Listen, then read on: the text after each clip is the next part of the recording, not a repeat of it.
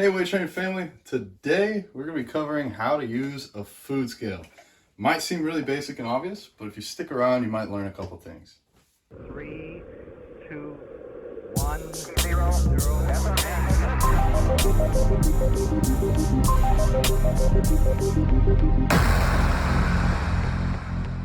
Alright, so first, the basic functions of a food scale. We're going to come in and look real quick.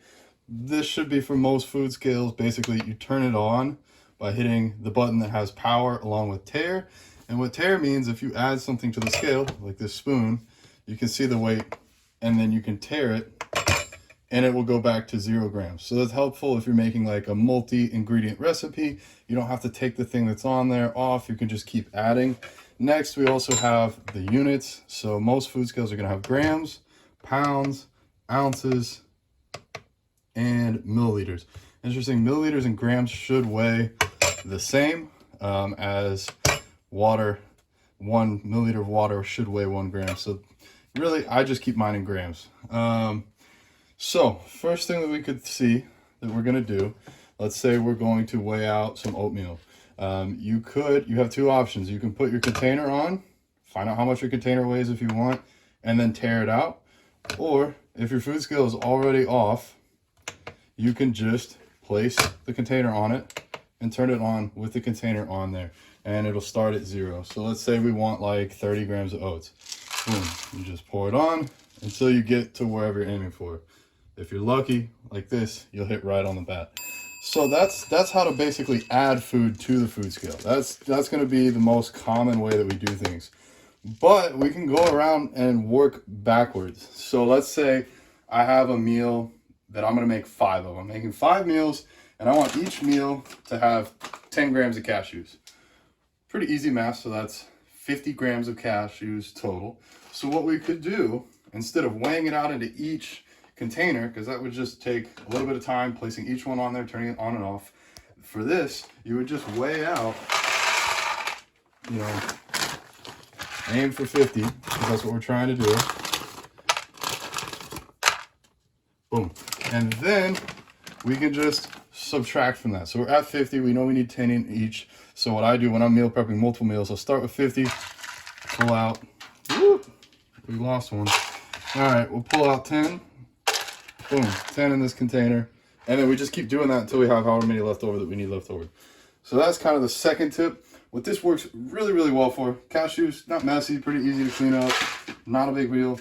But something like peanut butter, like if you're trying to weigh out peanut butter and you got your Tupperware on here and you're trying to put 30 grams of peanut butter, and you got it stuck on the spoon, like did you get enough? Like what are you going to do with what's left on the spoon? Are you going to try and put it back? It's a pain in the butt. So we're going to work reverse. We're going to leave our scale with the peanut butter on top. We're going to tare it out. So now we have taken away 0 grams of the peanut butter. And then what we can do, let's say we want 10 grams right now. We can pick it up if you need to. Go for your 10 grams. That's 12. That's a little bit too much. So we'll put it back. Now we're at 9. A little bit of trial and error. There we go. Finally at 10. Yes. So you can eat your 10 grams of peanut butter. And now you don't have to mess with, oh no, there's some left on the spoon. Well, you can go ahead and lick that off because that's counted into your 10 grams. So if you're making overnight oats and you got to add a lot of peanut butter, it's a very easy way to go ahead and get this done. I'm going to finish this and we'll get to the next part.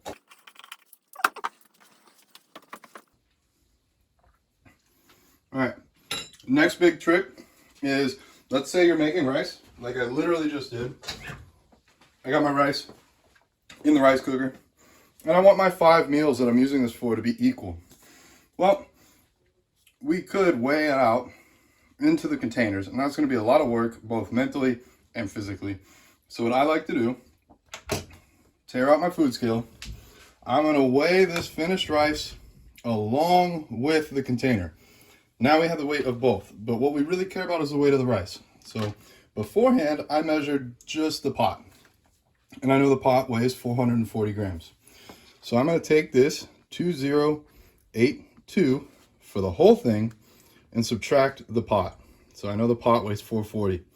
So that means there's 1,642 grams of rice left in this rice cooker.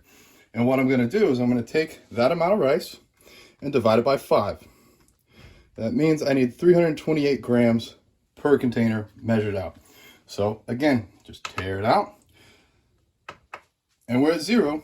And I know that I need to subtract out 328 grams into each of my 5 containers. And that's a super easy way to make the rice. Last and final tip, you might have a container like this that you've already weighed out. You probably weigh it without the lid on top. You got your food inside and you got the container.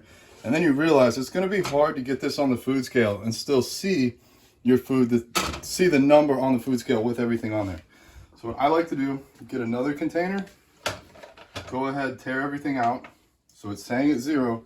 And then you can add the pot with the food inside and you can see what the pot and the food weigh. Then you can subtract the pot again, divide by the number of servings. But there's just a little trick, like I noticed sometimes I put a pot on there and I couldn't see what the grams were. So there's a way you can get around that. You just take it off, double check yourself. If you're at 0, you know you did it right.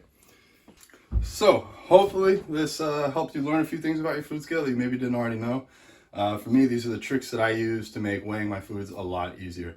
Make sure you guys like, comment, and subscribe. Thank you for watching.